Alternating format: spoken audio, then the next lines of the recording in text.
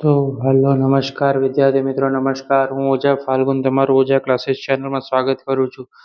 તો વિદ્યાર્થી મિત્રો, ચેનલ પર પહેલી વાર આ ચેનલને સબસ્ક્રાઇબ કરી દેજો, બેલ નોટિફિકેશન હિટ કરી દેજો, જેથી આવનારી યુઝફુલ વિડીયો તમારા સુધી ઝડપથી મળી શકે. તો વિદ્યાર્થી મિત્રો, આજના વિડીયો સિરીઝ લેક્ચરમાં આજે આપણે ધોરણ 8માં પ્રકરણ નંબર 8 બેઝિક પદાવલીને નિત્યસમ છે તેનો સ્વાધ્યાય 8.3નો પ્રશ્ન નંબર 3 છે તે ગુણાકાર શોધો છે આપણે શોધવા જઈ રહ્યા છીએ. રાઈટ. તો વિદ્યાર્થી મિત્રો, હવે આપણે દાખલા તરફ સ્ટાર્ટ કરીએ. કે રકમ પહેલો દાખલો આપ્યો છે કે a નો વર્ગ ગુણ્યા 2a ની 22 ઘાત છે ગુણ્યા 4a ની 26 ઘાત છે. તો આપણે એનો શું કરવાનું છે? ગુણાકાર કરવાનો છે. તો વિદ્યાર્થી મિત્રો, સૌથી પહેલા એ છે ને આપણે 1 લખી શકીએ, બરાબર. તો 1 લખવાની, એની જગ્યાએ આપણે 1 લખવાનું. ગુણાકારનું ચિહ્ન છે ગુણાકાર, પછી અહીંથી આપણે 2 લખશું. પહેલી સંખ્યા બધી ઉઠાવી લેશું, 1 2 અને અહીંયા કેટલી છે? 4. તો આપણે એની સંખ્યા 1 લીધી પહેલા કૌંસમાંથી, અહીંયા ગુણાકારનું ચિહ્ન કર્યું, અહીંથી 2 લીધા આપણે અને અહીંથી કેટલા લીધા? 4. એટલે 1 2 અને 4 બની ગઈ. પ્રથમ સંખ્યા હોય તે આપણે પહેલા કૌંસમાં મૂકી દઈશું, બરાબર. પછી આપણે ગુણાકાર શોધીએ છીએ એટલે અહીંયા વિદ્યાર્થી મિત્રો ગુણાકારનું ચિહ્ન કરી નાખવાનું. રાઈટ. એકદમ ઇઝી છે. પછી જુઓ, હવે શું છે? a નો વર્ગ છે તો આપણે લખીશું a નો વર્ગ. હવે શું વધ્યું આપણી પાસે? બીજા કૌંસમાંથી જોશો તો તમને દેખાશે a ની 22 ઘાત છે, તો a ની 22 ઘાત ગુણ્યા a ની કેટલી ઘાત છે? 26 છે, તો 26 આપણે લખી નાખી, બરાબર. રાઈટ. હવે આપણે જુઓ કે હવે આપણે 2નો ઘડિયો બોલવાનો. 2 એકા 2, 2 ચોકું કેટલા થઈ જશે? 8. તો આપણે 8 લખી નાખ્યો. ગુણાકારનું ચિહ્ન. હવે જુઓ, એ લખ્યો. હવે આનો પ્લસ કરવાનો ઘાતનો. 2 + 22, 22 ને 2 કેટલા થાય? 24, 24 ને 26 કેટલા થાય? 50. તો 50 આવ્યું, બરાબર. રાઈટ. તમને બતાવું કઈ રીતે થયું છે. કે 22 ઘાત છે, 26 ઘાત છે અને 2 ઘાત છે. આનું ટોટલ કરીએ તો કેટલા થાય? 50 થઈ ગયા. ઉપરની ઘાતનો બધાનો શું કરવાનો છે? સરવાળો કરવાનો છે. રાઈટ. 2 ને 22 કેટલા? 24, 24માં 26 નાખો તો કેટલા થઈ જાય? 50 થઈ ગયા, બરાબર. આ આપણે ઘાતનું સરવાળો કરીને દર્શાવ્યું, બરાબર. ક્લિયર છે? તો 8a ની 50 ઘાત છે તે દાખલા નંબર 1નો આન્સર આવી ગયો છે. હવે બીજો જ છે એની અંદર દાખલો નંબર 2 કે 2/3 આપી દીધું છે વિદ્યાર્થી મિત્રો. 2/3 xy છે, કૌંસ કમ્પ્લીટ. ગુણાકારનું ચિહ્ન છે, કૌંસની અંદર આપી દીધું છે -9 ગુણ્યા 9 x² એટલે કે x નો વર્ગ અને y² એટલે કે y નો વર્ગ આપી દીધેલો છે, બરાબર.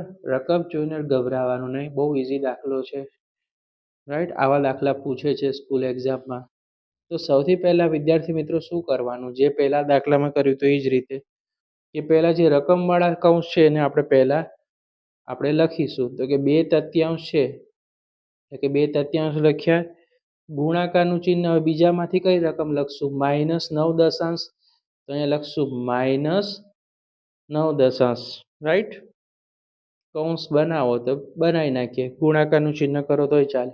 ગુણ્યા, હવે પહેલા કૌંસમાં શું વધ્યું? તો કે આપણી પાસે xy વધ્યું, તો આપણે પહેલા કૌંસમાંથી xy લખશું. બીજા કૌંસમાં શું વધ્યું? તો કે ગુણાકારનું ચિહ્ન, x નો વર્ગ અને y નો વર્ગ વધ્યો વિદ્યાર્થી મિત્રો. રાઈટ. હવે ગુણાકાર કરીશું આપણે. રાઈટ. તો 2 નવા કેટલા થઈ જશે? 2 નવા 18.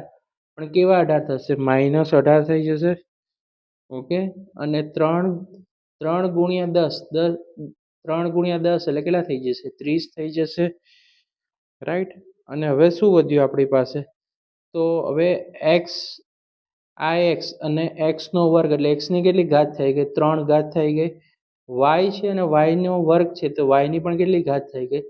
3 ઘાત થઈ ગઈ, બરાબર. રાઈટ.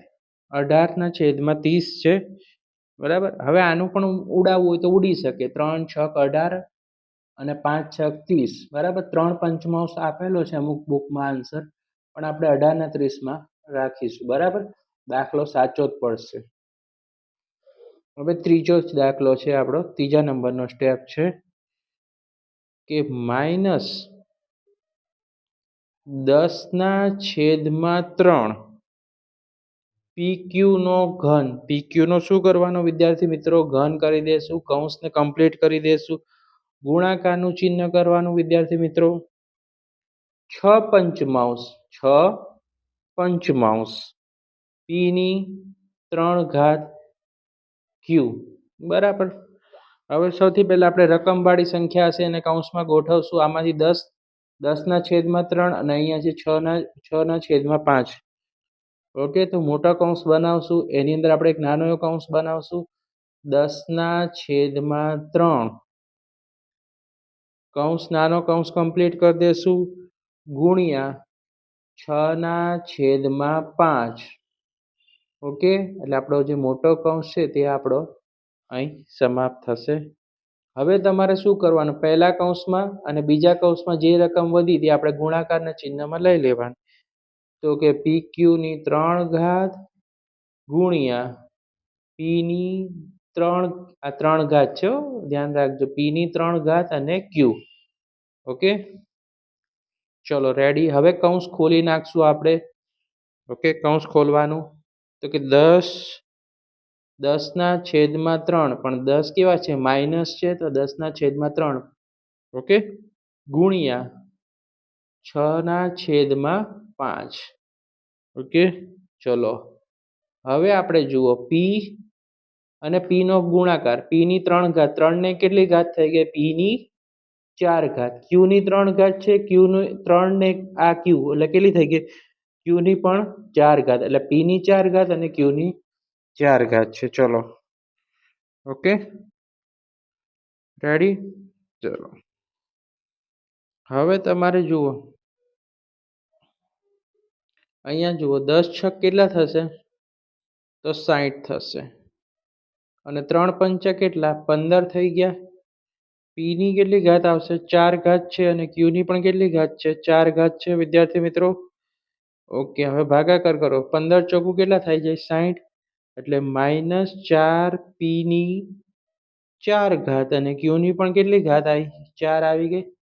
15 ચોકું 60, એટલે ભાગાકાર કરવો જોઈએ. રાઈટ, ક્લિયર છે? હવે ચોથો દાખલો, આજનો છેલ્લો દાખલો આપણો. તો સૌથી પહેલા જુઓ, x ગુણ્યા x નો વર્ગ ગુણ્યા x ની 3 ઘાત ગુણ્યા x ની 4 ઘાત. બરાબર વિદ્યાર્થી મિત્રો, x આપ્યો છે, x નો વર્ગ, x ની 3 ઘાત ને x ની 4 ઘાત આપી દીધેલી છે. તો સૌથી પહેલા આપણે શું કરશું? જ્યાં x દેખાય ને આપણે એક એક લખતા જશું. રાઈટ, તો સૌથી પહેલા આપણે લખશું કે 4 વખત આપણે કેટલા લખશું? 1 ગુણ્યા, અહીંથી પણ 1 લખશું, કારણ કે આ પણ છે. અહીંયા x દેખાય ને આપણે 1 લીધો, અને x ની કિંમત આપણે શું લીધી? અહીંયા 1 લીધી. બરાબર, x દેખાય ને આપણે બધે શું લીધું? 1 લેતા. રાઈટ, એ પ્રમાણે પણ આપણે કહી શકીએ છીએ. ગુણાકારનું ચિહ્ન કરશું. સૌથી પહેલો x દેખાય છે. રાઈટ, પછી જુઓ x ની શું છે? x ની વર્ગ છે, એટલે કે x નો વર્ગ લખશું વિદ્યાર્થી મિત્રો. ઓકે, જુઓ, x લખ્યો, પછી x નો વર્ગ છે, પછી ગુણાકારનું ચિહ્ન કરતા જાવ. x ની કેટલી ઘાત છે? 3 ઘાત છે. રાઈટ, અને ગુણ્યા x ની 4 ઘાત. રાઈટ, હવે જુઓ,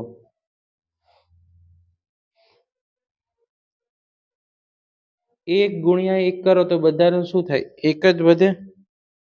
ગુણાકારનું ચિહ્ન x. હવે ઘાતોનો સરવાળો કરવાનો વિદ્યાર્થી મિત્રો. 2 ને 3 5, 5 ને 4 9, 9 ને 1 10. જો ફરીથી સમજાવું, આ જુઓ x છે, આપણે x લખી કાઢ્યો.